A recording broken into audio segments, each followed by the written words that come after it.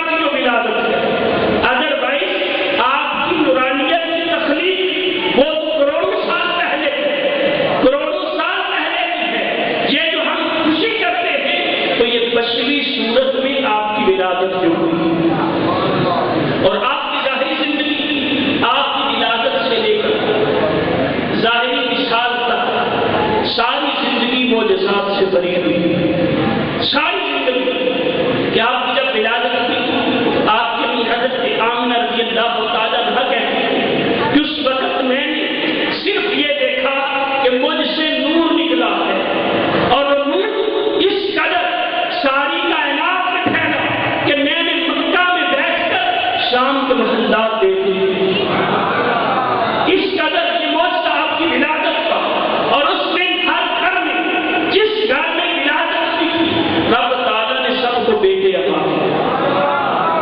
پھر اس دور میں یہ انداز تھا کہ جب بچے کی ولادت ہوتی تو دائیاں لینے کے لیے آتی تھی، سارے بچوں کو دائیاں لے کے چلی گئی، جتنے پیدا ہوئے تھے پورے مکہ میں ایک ہی بچہ ہے۔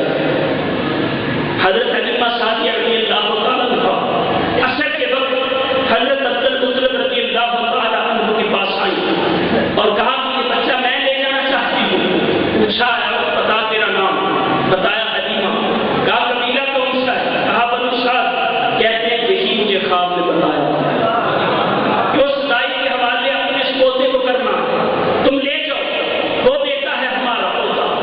حضرت حلیمہ سعدیہ آگے ہوئی، آپ کو اٹھایا، آقا علیہ السلام آرام فرما رہے تھے، جب اٹھا کر سامنے کیا تو آقا علیہ السلام کی آنکھیں کھول کے مسکرانا شروع کر دیا کہ وہ آ گئی ہے جس کے آنگن میں میرے صدقے بہار آئے، مسکرانا شروع کر دیا۔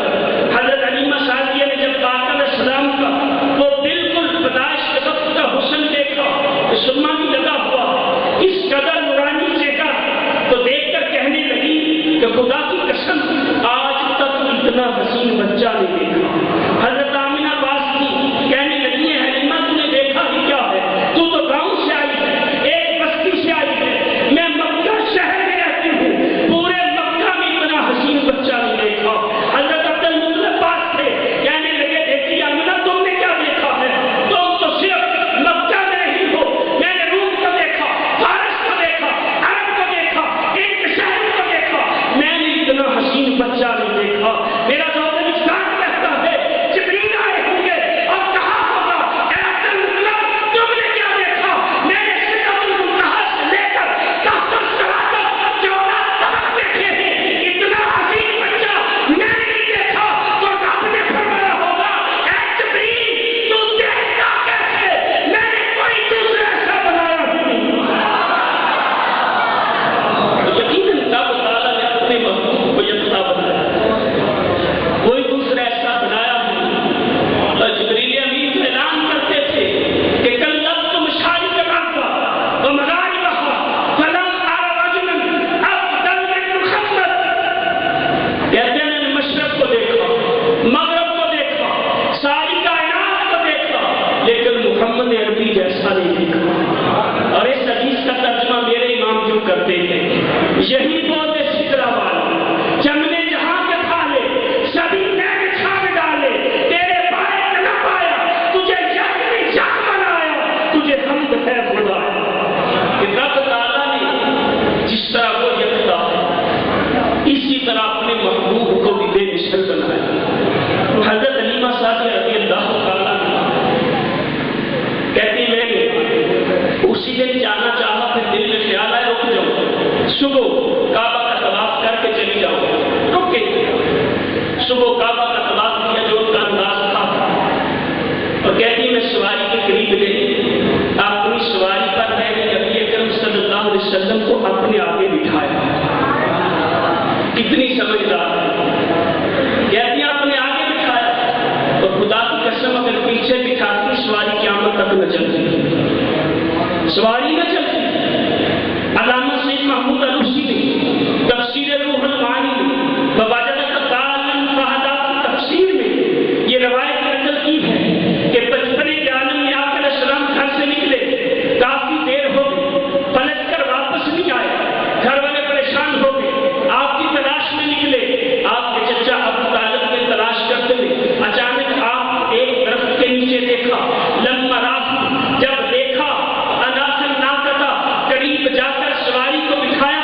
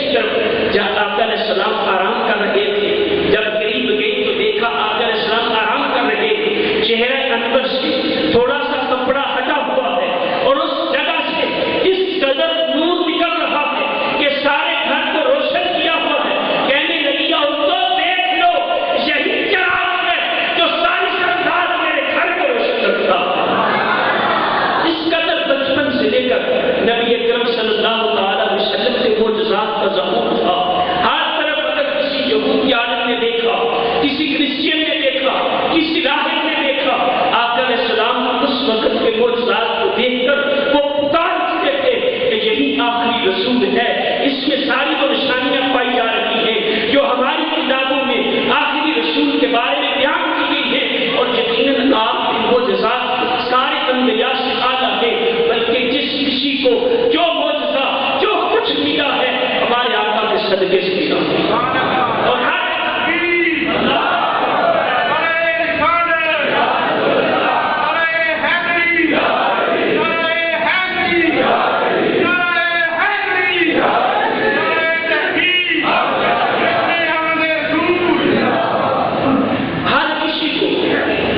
نبی کو بھی جو کچھ ملا ہے ہمارے آقا کا صدقہ ملا ہے. اس لیے ہر پہلو میں, ہر اسپیکٹ میں رب تعالیٰ نے اپنے محبوب کو سب سے اعلیٰ رکھا.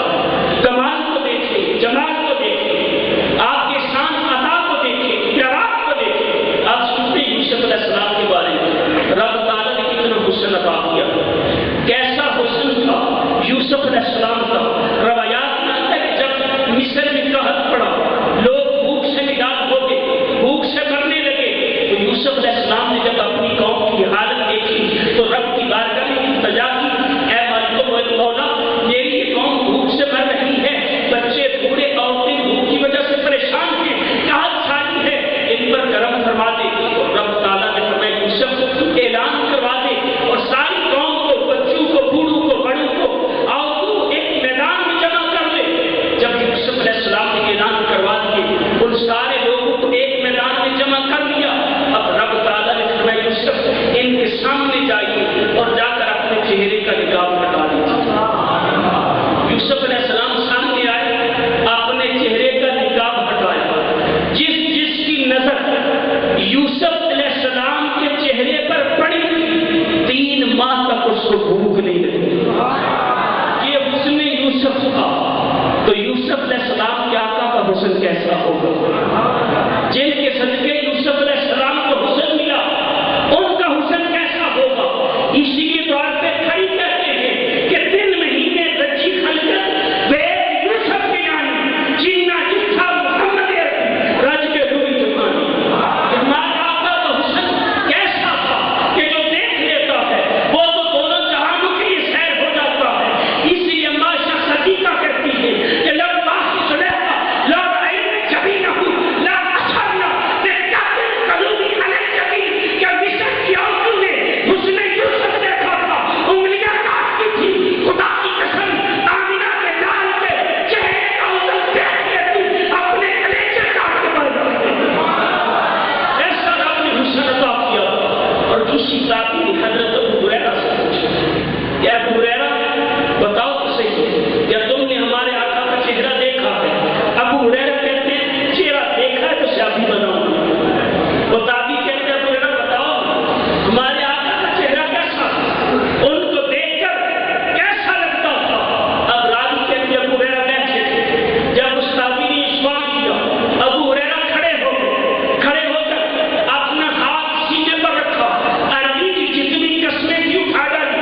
کہتے ہیں واللہ باللہ تاللہ ثم للہ کان الشمس تجری في وجهه کہ اللہ کی قسم, اللہ کی قسم, اللہ کی قسم, اللہ کی قسم, ان کے چہرے کو دیکھ کر ایسا لگتا تھا کہ کائنات کا سورج اسی چہرے سے نکلتا ہے.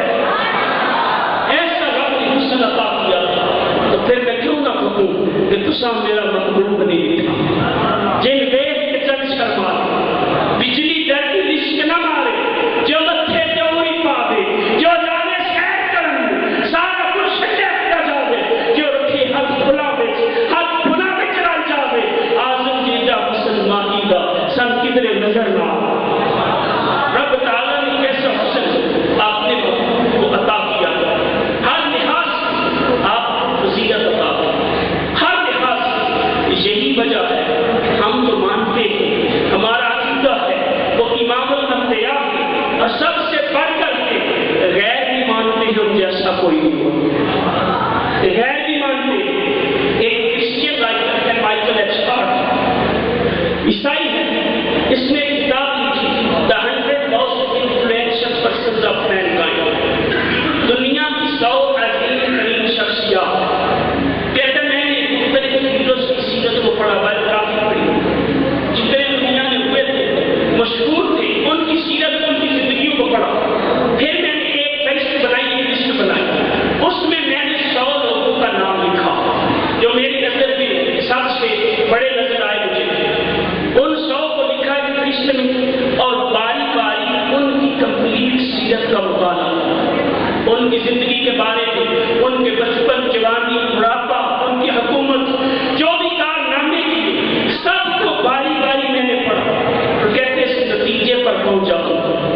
محمد عربی جیسا کسی ماں نے جنا ہے۔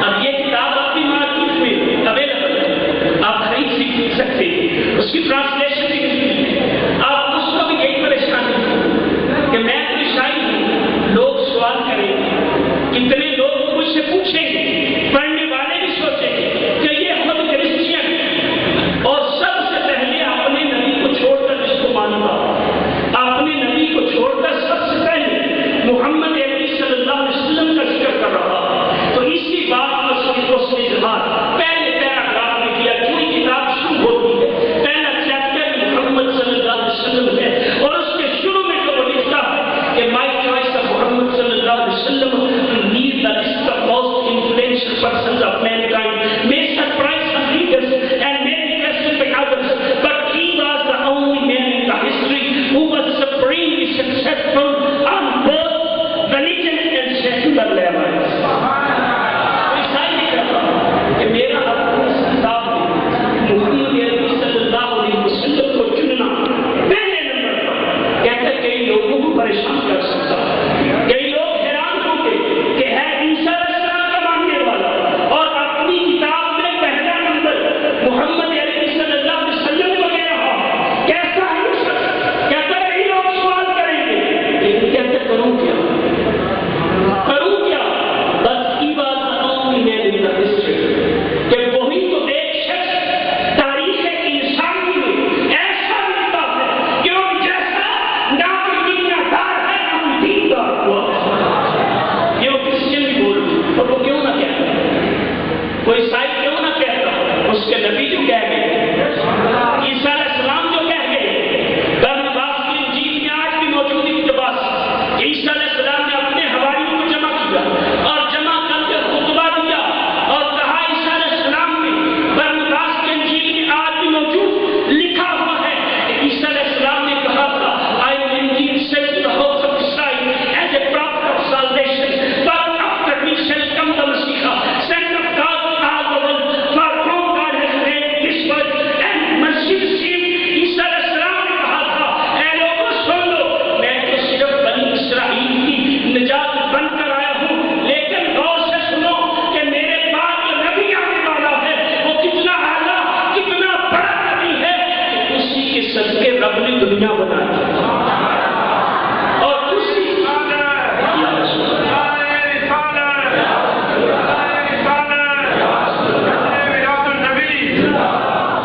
اسی کی خاطر رب نے دنیا بنائی ہے اور اسی کے صدقے دنیا والوں کو رب کی رحمت نصیب ہو۔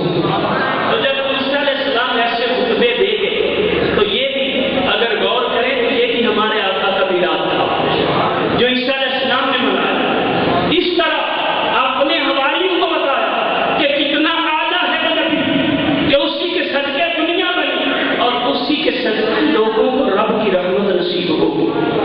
تو پھر عیسائی کیوں نہ کہتا، کیسی فضیلت ہے ہمارے آقا، کہتے ہیں فضل ما شہدت به الاعداء کہ فضیلت وہ جو دشمن بھی مانے۔ تو کرسچین بھی اپنی کتابوں میں ہمارے آقا کا ذکر کرتے ہیں، اور ایک ہندو شاعر ہے جو کہ دلو رام کوسکی ہندو ہے، کافر ہے، بت پرست ہے، لیکن اس نے بھی کمال کی ہمارے آقا کی شان بیان کی۔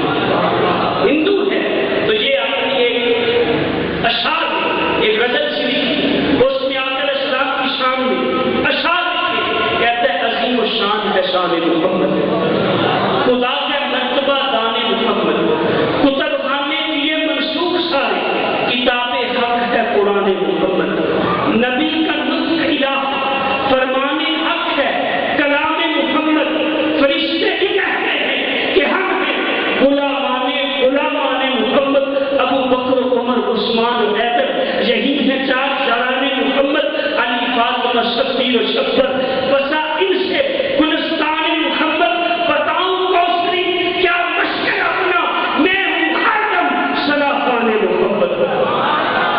یہ خوش ہے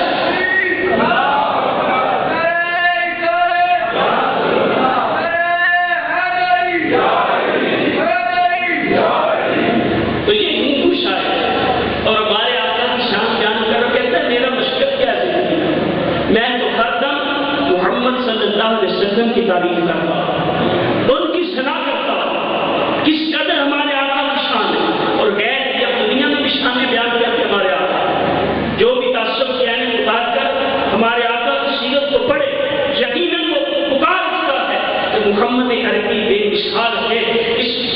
دنیا میں تو پڑھ کے پکارتے ہیں، یہ لکھتے ہیں، اور قیامت کے دن ان کی شان کو دیکھ کر پکارتے ہیں۔ ان کی شان ایسی ظاہر ہے، روایات میں قیامت والے دن جب محشر کا میدان لگا ہوگا، اس وقت جہنم کو لایا جائے گا۔ جہنم کو 70,000 لگامیں ڈالی ہوئی ہوں، ہر لگام میں 70,000 حلقے ہوں گے، ہر حلقے کو 70,000 فرشتے تھام کر کھینچ رہے ہوں گے، لیکن جہنم اپنے زور سے آگے بڑھتا چلا جائے گا۔ اس کی آتش، اس کی آگ دہک رہی ہوگی، سارے نبی رب کے جلال سے کانپ رہے ہوں گے۔ ہر نبی جہنم کو روکنے کی کوشش کرے گا، لیکن جہنم رکے گا نہیں، آگے بڑھتا چلا جائے گا۔ پھر ہر نبی رب کے جلال سے کام کر یہی صدا لگا رہا ہوگا کہ نفسی نفسی لا اسألک الجور خیرا، کہ اے مالک و مولا، آج اپنی جان کی امان چاہتے ہیں اور تم سوال نہیں کرتے، ہمیں اپنی جان کی امان دیتے۔ آج نبی کی زبان پر نفسی نفسی ہوگا، لیکن ایک جانب ہمارے آقا کھڑے ہوں گے، وہاں سے بھی آواز آ رہی ہوگی، لیکن نفسی نفسی نہیں، وہاں سے آواز آئے گی امتی امتی سلمھا نجیحا یا ربو، اے رب میری امت ان کو سلامت رکھنا، ان کو نجات دینا، سلامتی سے پاؤ لگا دینا۔ پھر اپنی امت کی فکر میں آقا آگے بڑھیں گے، اس جہنم کو جس کو ابراہیم نہ روک سکے، نوح علیہ السلام نہ روک سکے، موسیٰ علیہ السلام نہ روک سکے، عیسیٰ علیہ السلام نہ روک سکے، آدم علیہ السلام نہ روک سکے۔ آقا علیہ السلام اپنی امت کی فکر میں آگے بڑھ کر اس جہنم کی لگام کو تھام کر اسے حکم دیں گے کہ ارجعی حلق مدحورۃ، ارے جہنم ذلیل ہو کر پلٹ جا۔ اور اسے جہنم بولے گی یا محمد خطی سبیلی انت حرام علیہ، اے محمد میرا راستہ چھوڑ دو، تم مجھ پر حرام ہو، آپ کو تو کچھ نہیں کہہ سکتی، لیکن مجھے نہ روکو۔ جب یہ جہنم عرض کرے گی تو رب تعالیٰ کی طرف سے سراج عرش کے نیچے سے آواز آئے گی، اسماعیل باقی لہو، اے جہنم نافرمانی نہ کر، آج کے دن جو ہمارا محبوب کہتا ہے ایسے ہی کرتی چلی جاؤ۔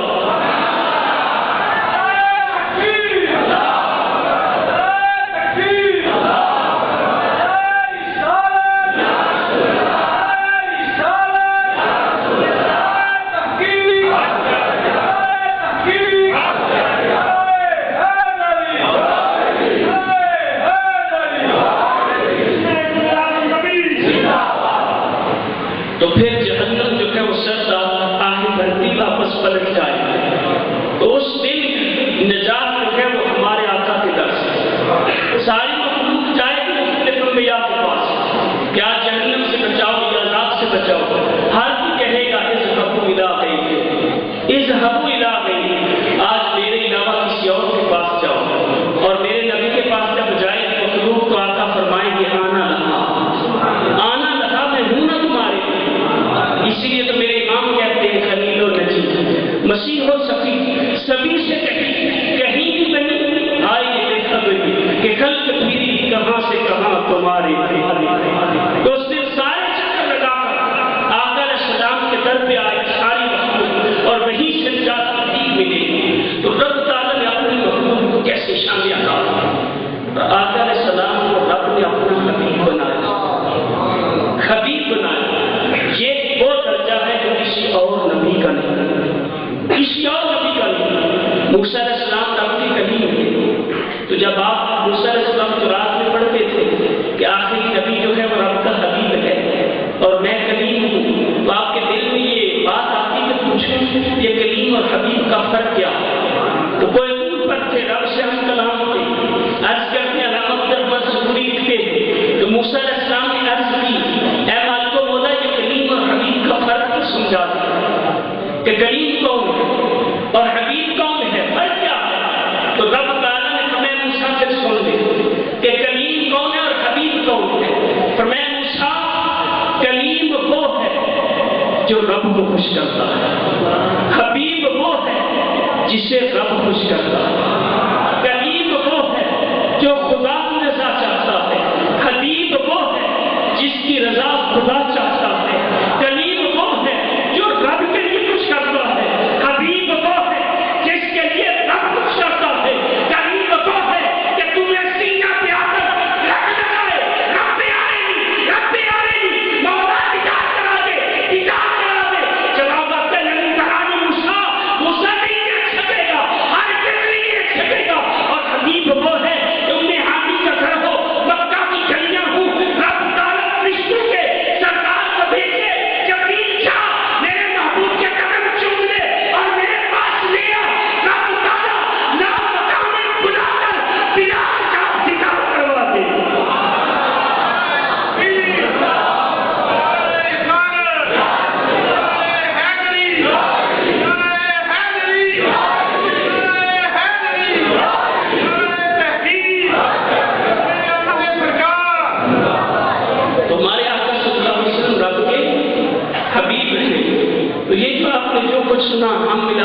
مصطفیٰ میں یہی کرتے ہیں، اپنے آقا کا ذکر کرتے ہیں۔ تو یہ میلاد النبی کی محفلیں سجانا یہ آج کی بات نہیں، یہ تو نبی نے سجاتے ہیں، اللہ تعالیٰ نے سجاتے ہیں۔ اور پھر اس کے بعد اس امت میں کتنا پرانا یہ عمل ہے، صحابہ کی بات آپ کو بتا دیں، صحابہ بیٹھ کر ایسے کرتے ہیں، اور اس کے بعد کہ لوگ کس طرح، جس طرح بھی ہم مناتے ہیں کہ ابن جوزی نے 8ویں صدی میں رسالہ لکھا میلاد النبی کے موضوع پر، اور اس میں اس نے 8ویں صدی آج سے 600 سال پہلے کی بات، اور اس میں اس سے پہلے لوگوں کا عمل بیان کیا۔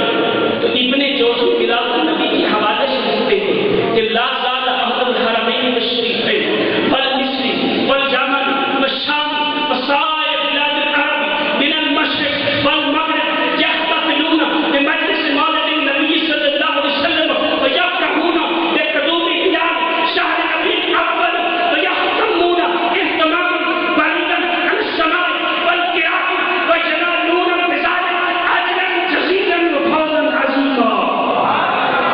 آٹھویں صدی میں ابن جوزی لکھا لا زال اہل الحرمین، کہتے ہیں ہمیشہ سے مکہ والے، مدینہ والے، مصر والے، یمن والے، شام والے، سارے بلاد العرب، عرب کے سارے شہروں والے کیا کرتے تھے؟ یحتفلون بمجلس مولد النبی، آقا علیہ السلام کی میلاد کی محفلیں سجاتے تھے، یفرحون بقدوم ہلال شہر ربیع الاول، اور ربیع الاول کا مہینہ شروع ہونے سے پہلے چاند ابھی نظر نہیں آتا تھا، وہ خوشیاں منانا شروع کر دیتے، اور جب مہینہ شروع ہو جاتا یہتمون اہتماما بلیغا علی السماء والقراءة، جب ربیع الاول کا مہینہ آ جاتا پھر بڑی بڑی محفلیں کرتے، اور محفلوں میں کچھ سننے کے لیے بیٹھ جاتے، کچھ سنانے کے لیے بیٹھ جاتے۔ جب یہ عمل کرتے تو رب تعالیٰ نے کیا انعام دیتا، وَيَنَالُونَ بِذَلِكَ أَجْرًا جَزِيلًا وَفَوْزًا عَظِيمًا، رب تعالیٰ انہیں نہ ختم ہونے والا اجر عطا کرتا۔